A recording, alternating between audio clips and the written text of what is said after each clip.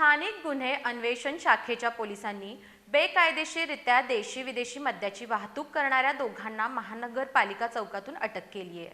पुरुषोत्तम राणे आणि संदेश राणे अशी त्या दोघांची नावं असून पोलिसांनी त्यांच्याकडून मद्याचा साठा आणि वाहतुकीसाठी वापरलेले 4 चाकी वाहन असा सुमारे 9.25 लाखांचा मुद्देमाल जप्त केला आहे।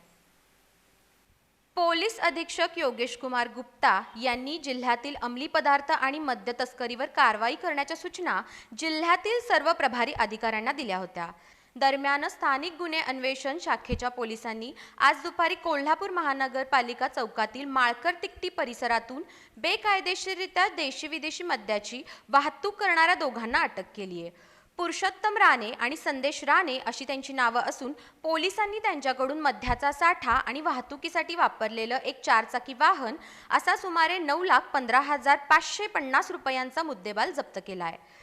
पोलीस निरीक्षक रवींद्र कळमकर यांच्या मार्गदर्शनाखाली पोलीस उपनिरीक्षक संतोष गळवे, अंमलदार योगेश गोसावी, गजानन गुरव, संतोष बर्गे, परशुराम गुजरे, वैभव पाटील, अमित सरजे, युवराज पाटील, विशाल खराडे, शिवानंद मठपती, प्रदीप पाटील आणि लक्ष्मीपुरी पोलीस ठाण्याचे अंमलदार अबीर मुल्ला, संतोष कुंभार, प्रीतम मिटारी यांनी या कारवाईत सहभाग घेतला आहे।